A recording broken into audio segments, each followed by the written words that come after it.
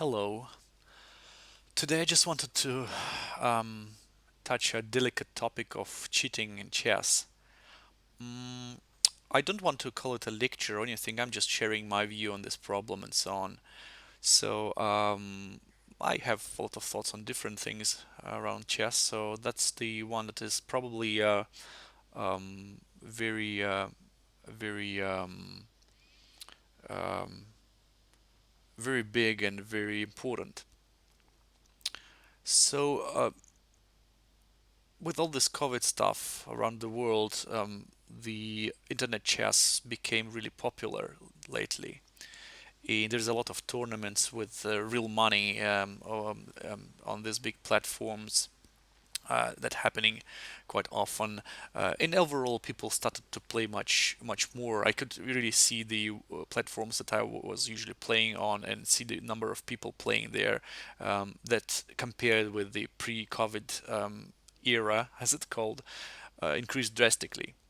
So the numbers went up a lot. And since more people are playing online, there's this big problem that occurred, which is cheating. In other words, people playing unfairly, they use computers to kind of boost their play and so on, to play stronger, and that becomes a problem. If somebody asks me why people cheat, and moreover, they sometimes say like, "Oh, I know this person. Why would he cheat? I don't feel any kind of reason for this person to cheat." I can give you dozens of reasons. The main reason is they want to cheat. That's why they cheat. And the second thing is like, what is the justification of their cheating? And here you can think of thousands of reasons. I mean, not thousands, dozens of reasons. Among them, raising your self-esteem, um, prize money. It is way too tempting to people to get money. Therefore, they would, use any possible mean to get that, especially people from some other countries that like third world countries that unfortunately live really poorly, and for them the same prize money that for us is just nothing, for them it is quite a lot of money. uh, Also, trolling, just trolling. Some people just feel better if they troll somebody or just cause somebody to get nervous or something like that, just out of their masochistic tendencies.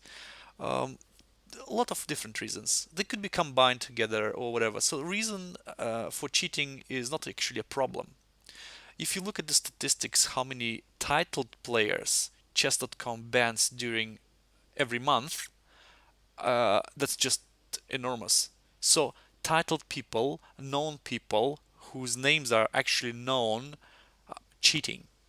They are cheating, and they get banned on the platforms. Why?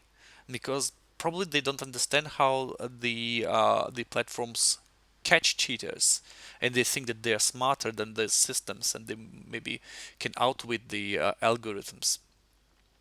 But that doesn't really matter. They still cheat, right? And they are getting banned.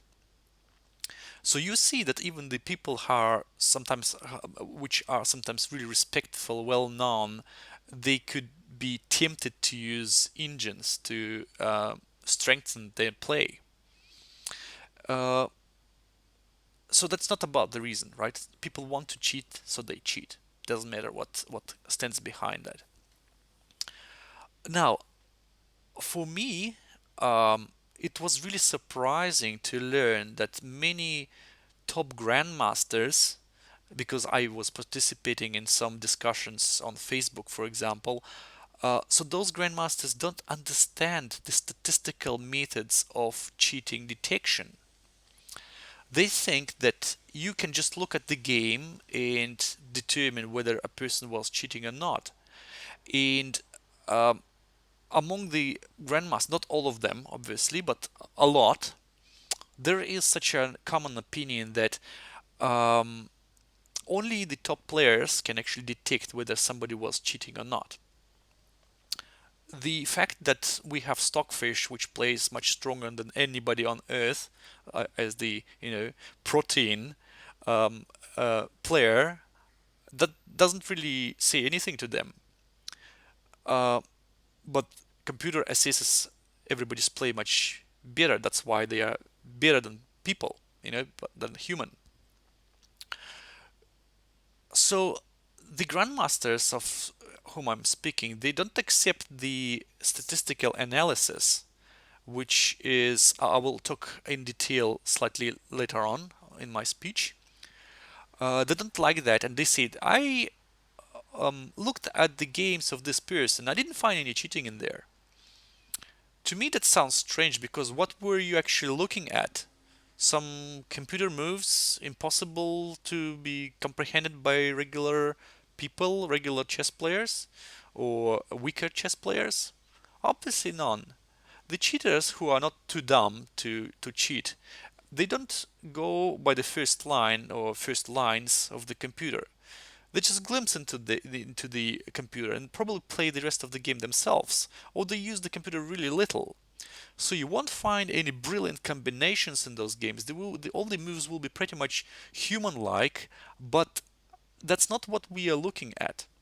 And that's what not the statistical method of cheater detection uses. This method uses the overall accuracy of the people. If somebody played a regular over-the-board game and showed one level of accuracy, and then suddenly on the internet he or she shows something incredible, like two times, higher than their regular level of accuracy, that raises some kind of reasonable suspicion. So that's exactly what the statistical method looks at. Um, Overall, I can explain to you how it all works. So, we have different levels of accuracy during our game. Every move is assigned so-called syntipon loss. That means that every time you change the position, namely making a move, that the position changes. And since we are human, we cannot really play accurately. So every move that you make could drop some of the uh, uh, position evaluation, which is measured by syntipons. Syntipon is like 1/100th of a pawn, which is uh, like material and positional assessment of every move or every position. So once you make a move, your syntipon, you lose some syntipons because you don't really make the move as per the first computer lines, right? And the less syntipons you lose, the more your accuracy is, obviously.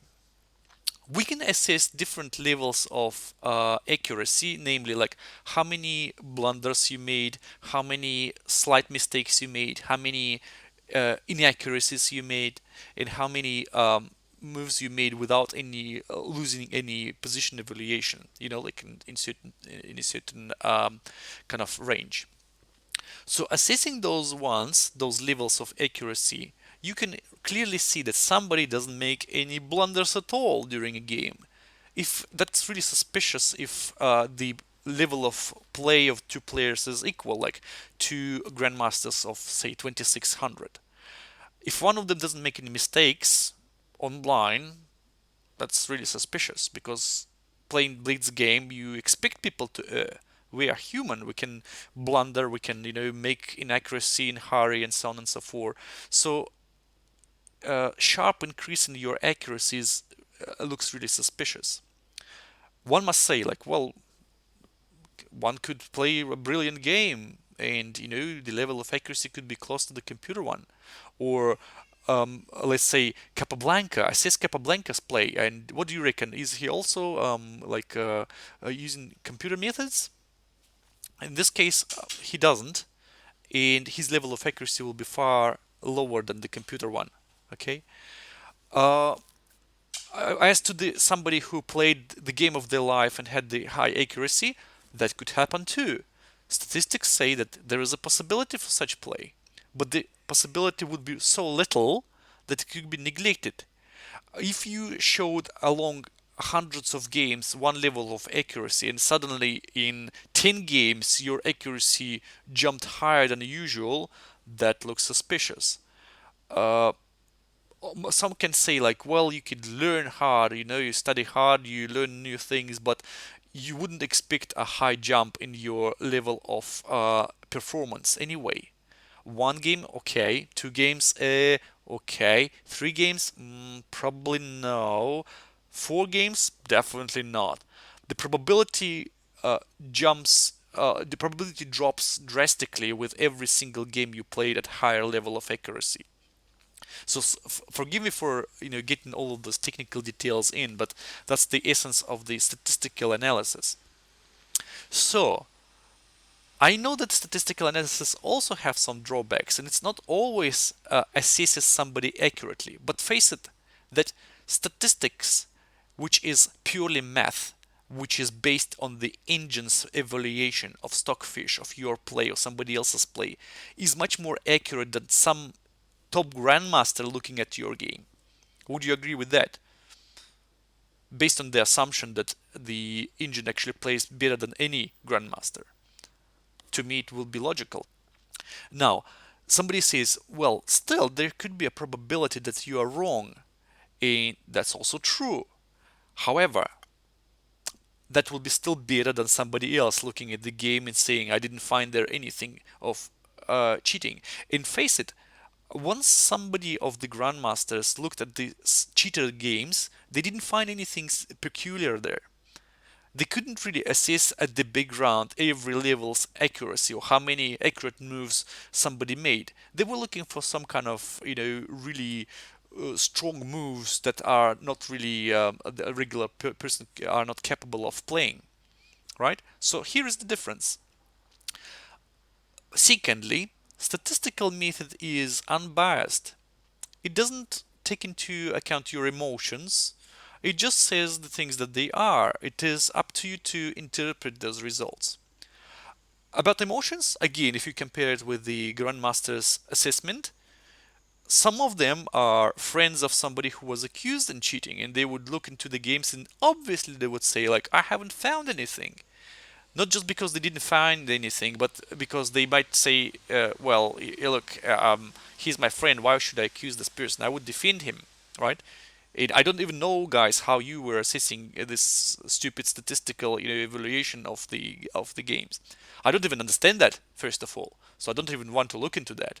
What I see is I know that I'm playing chess at 2600 level, and I know how a person should play. That's what they say. This is definitely a subjective evaluation compared with the statistical one, which doesn't have any preferences. It just says what it sees. Third thing that people who don't understand statistical methods say, they say that it's up to the operator to make a conclusion. Namely, you get the results using the statistical program and the engine, and it totally depends on you how you interpret them, which is so stupid. Frankly, pardon me for saying that, but it is stupid. You obviously know from math that 4 is more than 2 or 2 is more than 1. You know that. Statistic operates with numbers which are comparable. That's the whole beauty of that. You can't say that 2 plus 2 is 5 because that's contradicting the logic. And that's what, again, the statistical methods operate with. You know the accuracy level of a player when he plays over the board games, say 100 of them, and you can assess the accuracy of the same player playing online. When you see an increase in accuracy, that again raises some suspicion because what's the cause of this particular increase in your accuracy? That you're playing home, you're relaxed, or what? And sometimes the increase is quite drastic. So for them, from this point, we can say that even the operator who makes conclusions from the statistical results, obviously he needs to be literate in statistics to make a conclusion. But at the same time, the error factor here, the human error factor, is really low because you are basing your opinion on the actual numerical data and numerical results, which could be compared with by somebody else. Again, compared with the biased opinion of somebody's person, right? It's like appeal to authority in this case. Um, Also, like the one more thing about banning people from different platforms on Lichess and chess.com, that people are getting banned there only when they reach a certain confidence level. So one game is not enough to ban somebody from platform. Uh, or it might be because only because if you used your engine and you played just the first lines, then that will be really suspicious. And if it's a rated game, you will be looked into really thoroughly, and you might be banned in even with one game. Although I doubt that. That will require more than that. The statistical analysis is based not on the games but on the positions. So that might require not only one game to get a certain confidence level, because somebody would say this person in 99.9.9.9% is cheating. Okay? So that's really, really serious thing, because many people have this prejudice that you can be banned for cheating just based on somebody's complaint. A complaint can be a source of checking you more thoroughly, but never um, be a source for the or basis for your ban. You still to be assessed using the statistical methods. Okay, you can be banned for abuse, that's for sure, based on somebody's complaint. But cheating doesn't work this way, and that's many people don't understand. They think that I heard from a lot of my people that I had a conversation over the over the Facebook. They say like, well, somebody got banned because of Hikaru Nakamura complained about them. Just total nonsense. People don't really just find some stupid excuses to get somebody, justify somebody's ban. Really, that doesn't work this way at all. In on most of the platforms, all of the cheater detection is automated. So if there is an obvious cheater, you don't even need to have any human intervention in there. What they will do, the algorithms will accumulate the statistics, and once they reach the confidence level, the player is getting banned automatically, which eases their work. It just cuts off all of the stupid cheaters that use first line computer first computer lines to play, right? They call dumb cheaters, right? Smart cheaters, they're much more subtle. They don't cheat all the time or during the whole game. They play themselves, but they could look into the computer just in certain pivotal moments when you need to assess the sacrifice, or you need to find the correct exchange or something like that. So the smart cheaters, it's really hard to catch, and they could play for a lot of time, a long time before they finally reach this confidence level when the platform could say, "Yeah, this guy is a cheater," or "This girl is a cheater," and we will ban them from the platform. So that's all about all this urban myth about complaint being basis for banning, or like somebody just sit there and say like, I don't like this guy and I'll ban him. That's not the case. And that urban myth is based on the thing that the platforms created themselves. They don't publish why they banned a certain person or how they banned a certain person for cheating. They don't disclose their algorithms. And it is obvious, because once you disclose them, you will just give very valuable information to other cheaters that could mimic regular players, right? That will improve their level of cheating. That's why they don't disclose those. Once you start to play a platform, you agree with the terms of use. And similarly, you agree with their anti-cheating methods. If you get banned, too bad for you. You get defamed, right? But you agreed to their terms, so you getting banned based on whatever they decided there. Um, the only problem is that they don't disclose their methods, and therefore people think that there is a huge bias on the country you are from, or your level of play, or whom you played against, and so on. But that's just nonsense, really. Sometimes I use harsh words like stupid and so on, but yeah, please don't disregard that.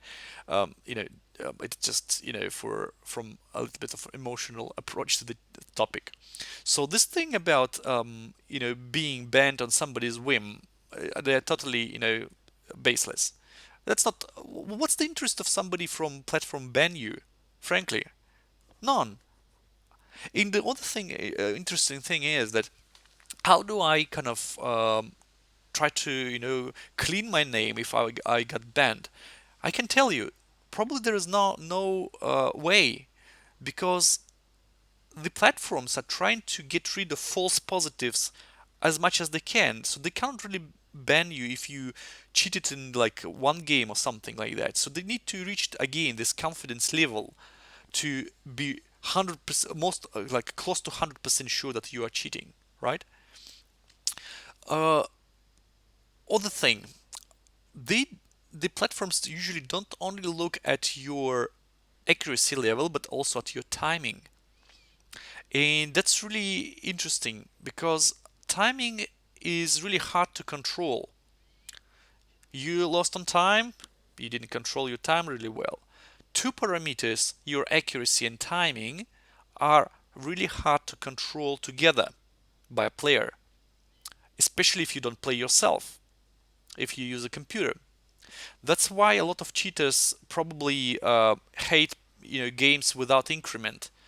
Once they are in time trouble, they should stop using computer and start playing themselves, and that's how they lose, or they just get away all of their advantage. Another thing is that once you play yourself, you're trying to get into a rhythm of the play. Once the position is harder, you think more. Once it is, really easy and there is like force taking, you just perform this thing quicker. An- Another thing to control once you are not playing yourself, right? Once you use the computer, you have to look into even a simple taking before you make a move on the board that increases your timing, which is also an indicator of the thing that you didn't play yourself, right? It's really hard to control all the things if you are not following simple thing. You don't play yourself, right? A lot of things to control. The strength of your move and the correlation of that with the timing is also really crucial factor, because you can't make a move that is really complex and really complicated position within like 3 seconds without assessing all of the consequences. Yes, you can, obviously, yes, you can, but there's really little chance that you will calculate this whole variation till the end. Again, there is a probability, a really wee probability, that you would get through that whole variation within seconds. But some of the cheaters do. They perform such combinations that you would be just like standing in awe and just saying like, well, what the hell just happened? So the whole thing is that there are a lot of things to control if you're not playing yourself. Using an engine is very addictive. Once you start to use engine, you are starting to think less yourself. You can clearly notice that once you do the like your game analysis. What I do usually is I turn off the engine. I'll just look at the game myself, move the figures, move the pieces there, try to figure out what is the best thing here is or there is, that like the key moments. And then once I've done my analysis, then I turn on the engine. If you do all the way around, you will see that you are too much relying on what computer says to you. And that's exactly the same case with the cheating. So you have to, once you looked into the computer, you'll be looking to there every time, every single time, making your brain stop. When you get to time trouble, you will need to be playing yourself. You won't be able to do that because you were looking at the computer line. I heard that the other thing is that there are some bots that are playing instead of you. So you just turn on the engine and it starts to play like randomly choosing from the first 3 lines, and so on and so forth. But again, the timing for this play will be just drastic. You won't be able to perform that in your game. All of your variables, they always like um, changing during the game. You think more again in the positions that are harder. You think less in the positions that require like force taking and so on. With the cheaters, the timing of the game is monotonous. So monotonous means that it is not really changing based on the complexity of the position. It is more or less equal They spend a lot of like equal amount of time on each move. It's another thing to look at. Two things combined together, your strength and its correlation to the timing, is a very powerful tool used, for example, by elite chess that could spot the cheaters, like really quickly. Personally, for myself, I was never cheating, and for me, the reason is really simple. I love chess too much. I enjoy the play. I enjoy that playing myself. If I win, that's me who wins, not the computer, not the engine. Uh, it allows you once you lose to improve yourself. It gives you an impulse and a motivation to get your play improved by reading books, by studying games, by solving tactics, and so on and so forth. So, for me, playing chess is a very enjoyable process that is much better to be done yourself rather than with somebody's help. I don't usually put the result higher than the quality of the game, right? Sometimes your result is really important, but that's not the motivation for you to use some help to win that, right? You still need to be able to perform yourself in a different situation. That's how you train your skills, right? You need to find a solution in the unknown position where you have never been to, and you need to succeed in that. So that basically training your brain cells, right? uh, for people who use computers, that thing is either not working at all or it is even deteriorating. Okay, so that's the first thing. I love chess too much to cheat on that, right? Um, Absolutely no reason. And what I can say to people, uh, don't just do chess because you think you have to. Nobody is obligated to do anything, right? Play chess just because you love that. It's a really brilliant game. There are different types of chess as well, like Fischer random and regular classical chess. There are different time controls, blitz and so on, and classical and bullet, you name it. A vast variety of the things that you can use for your enjoyment and improving your play. Okay, studies, tactics, everything that helps develop your own thinking, critical thinking, and yeah, overall enjoyment of from this game. Okay, play fair chess, enjoy it, and thank you for watching. See you next time, guys.